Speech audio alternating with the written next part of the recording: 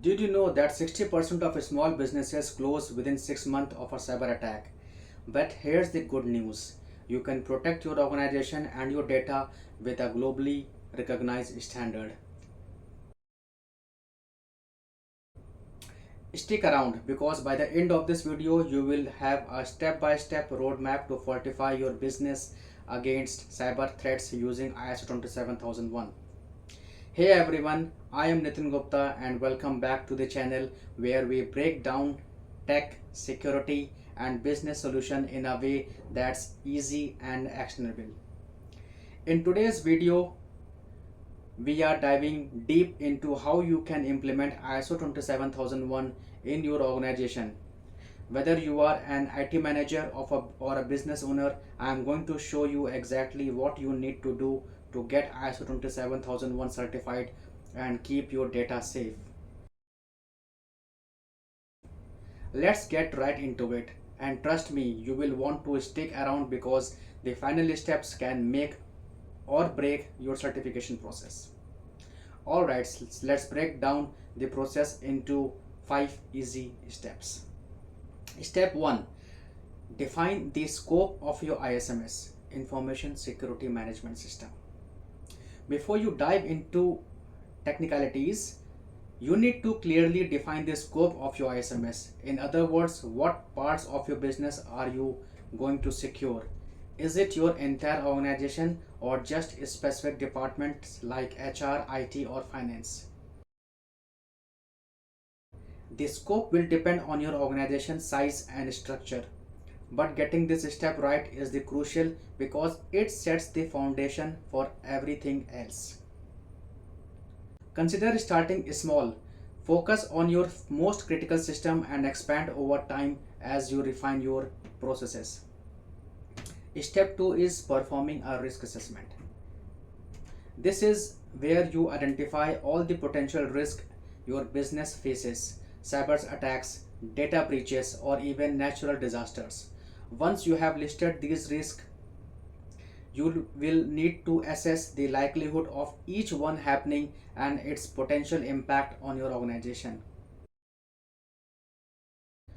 Once you have assessed the risk, the goal is to decide how to handle them. Will you avoid, transfer, mitigate, or accept the risk? Let's say you store client data in the cloud. One risk could be unauthorized access.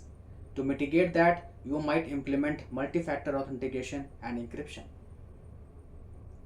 Now, third step is develop your security controls.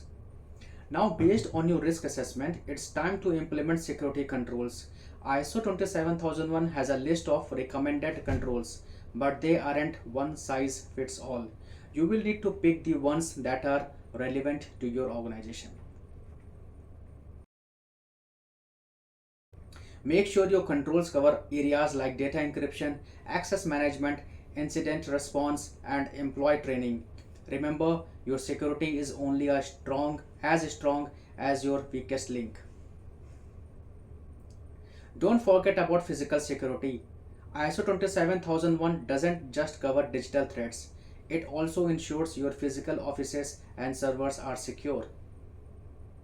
Now comes the fourth step, create documentation. This next step is key documentation. ISO 27001 requires a lot of it, but don't worry, I'll break it down simply. You will need to create policies for your ISMS, procedures for handling incident, and detailed records showing how you are managing risk. This might sound tedious, but having thorough documentation is essential not only for certification but also for providing that your processes are effective. Imagine a data breach happens. Your incident management procedures should guide your team through exactly what to do, who to contact, how to respond, and how to mitigate the damage. Now comes the fifth step, continuous improvement and internal audits. Once everything is in place, it doesn't stop there. ISO 27001 is all about continuous improvement. You will need to regularly monitor and review your ISMS to make sure it's still effective. So it all talks about plan, do, check, act, right? So this is where internal audit comes in. Perform regular audits to identify weakness in your system and areas where you can improve. And trust me, this ongoing improvement process is what separates the truly secure organization from the rest. Set up a regular schedule for audits and reviews to make sure your ISMS evolves alongside new threats and technologies. Alright, so here's a question for you. Where do you think your organization is most vulnerable right now? Let me know in the comments. If you are finding this information valuable, hit that like button. It really helps the channel, and don't forget to subscribe for more content on securing your business.